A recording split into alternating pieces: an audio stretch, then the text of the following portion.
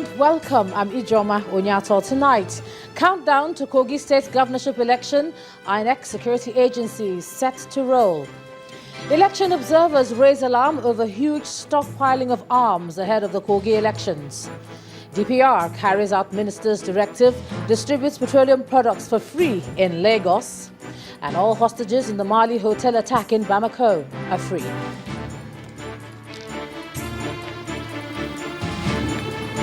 On business news, Nigeria's central bank gives 3 commercial banks until June next year to recapitalize.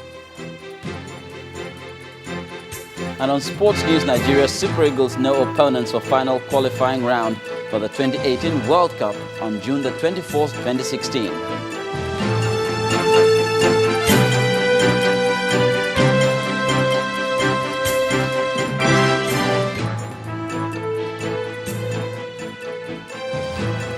It's D-Day tomorrow in Kogi State as citizens above the age of 18 vote for their choice governor who would lead them for the next 4 years. The city of Lokoja, the state capital, is calm, and other adjoining towns are reported to be in a similar mood. There are 22 political parties contesting in this election, with the leading candidates coming from the People's Democratic Party, the All Progressives Congress and the Labour Party. The Independent National Electoral Commission has deployed 3 national commissioners and 11 resident electoral commissioners. Although the fuel scarcity is said to be biting hard, there's heavy security presence in the state, with the police leading with 15,000 officers and men on ground. Over 1.3 million registered voters are expected to participate in the polls. Soldiers have also been deployed for the election, but our correspondents covering the poll say they can only be seen at the entrance and exit points in Lokoja, the state capital. There are also reports of heavy commercial activities as residents try to beat the deadline of movement restrictions, which start at midnight. The Kogi governorship election will be the first to be conducted by the new INEC chairman, Mr. Mahmood Yakubu. Well, it's less than 24 hours to the Kogi State governorship elections, and the Nigerian police is assuring residents of the state that it's not toying with its task of ensuring that they are adequately secured. There is a heavy presence of police personnel in Lokoja, the state capital, with the deployment of 4,969 personnel of the mobile police force. While the police is securing the electorate, there are fears that some people with sinister moves have plans to make things difficult for them. The Independent National Electoral Commission is also assuring residents of a hitch-free and credible poll. Members of the Nigeria Police Force are gearing up for the task ahead. They have a duty to ensure that the elections are free and fair, and the man whose responsibility it is to ensure that the polls are violence-free says that adequate preparations have been made. There are certain areas where there's a greater risk of volatility than others. So in those areas, we categorize them like traffic lights, red, yellow, and green. In those areas where we believe that there's a likelihood of volatility, of course, we will deploy a bit more personnel. And in other areas, there may not be as many as, in the risk areas. Our equestrian unit is going to be deployed. Our K9 unit is going to be deployed. Alongside our sister services, the civil defense, etc., they are bringing theirs. We are deploying helicopters for purposes of aerial surveillance of these elections. There are indeed reasons to be sure that violence do not mar the polls. Some of the managers here say that they have it on good authority that small arms are being ferried about in some parts of the state, but that they've been assured by security operatives that this will be taken care of. Our long-term observers reported about movement of some light arms, which we promptly informed the security. We also addressed press conference on that. We issued statement. Then the security authority has also said that they'll be doing something in that regard. And as at yesterday, they confirmed to us that their men are fully on ground and that we shouldn't entertain any fear. So we take them by their words. With assurances of security in the bag, next is that of logistics and the general conduct of the polls. In comes INEC, which assures that there will be a smooth poll. We have already received the sensitive materials and have sent same to all the 21 local government areas of Kogi State. In the same vein, our smart car readers have since been configured and fully charged to ensure that they perform better, this time around.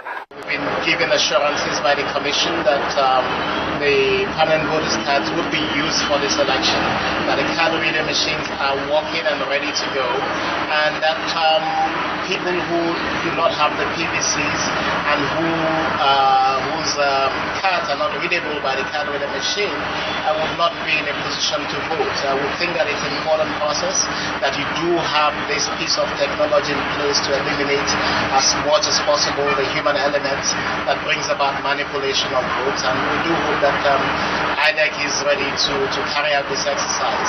It is particularly important for INEC, it is particularly important for Nigeria to gauge how far we have come since the general elections. We did have shortcomings with the general elections, which we all accept was really a huge improvement on the electoral process. Our hope is that INEC, it doesn't just match with the gains of the general election, but actually surpasses that, because this is a standalone election like you've mentioned. The Election Situation Room, however, believes that some valuable lessons can be gleaned from the 2015 general elections. The projection by optimistic Nigerians is that all of these assurances will come to pass, while fears raised will be consigned to the bin as the people of Kogi State vote for their next governor. While we take the story further, let's take you to the Situation Room in Lokoja, the state capital, where our political correspondent Sheung Okimbaloye, as you can see, is standing by with the coordinating INEC commissioner for the polls. Sheung? Thank you so much, Hijam, and welcome to Lokoja, the capital of Kogi State, where we've been monitoring situation, of course, bringing you updates as to what exactly is happening. Well, it's the eve of the election that we all have been waiting for. 21st of November 2015 is just a few hours away. Let's take a look at what exactly is INEC doing right now and ahead of that election. I have joining me on the news at 10, the former acting national chairman of INEC and, of course, the national commissioner of INEC, Hajia Amina Zakari. Thank you so much for joining us on the news at 10. Thank you very much. Logistics has always been a major challenge in elections and preparations for elections. Fuel scarcity has been a major issue across the country. Is this affecting your preparation as a commission right now? Well, it's slightly affecting, but we're getting over it. As you can see, we are tracking and monitoring what is going on around all the local governments, and we're tracking how far personnel and materials have reached their destination, that is the registration area centers, the camps we're having overnight, so that we can have early movement to the election sites. So far, we are at a high percentage of arrival of materials to the registration area camps. We have a few challenges here and there, but they are on top of it. They're tracking and monitoring, and wherever there's need for intervention, we'll certainly intervene. Is there a possibility that we have delays of materials getting to the polling units tomorrow? Well, so far we'll ensure that every material will be at the registration area camp before midnight.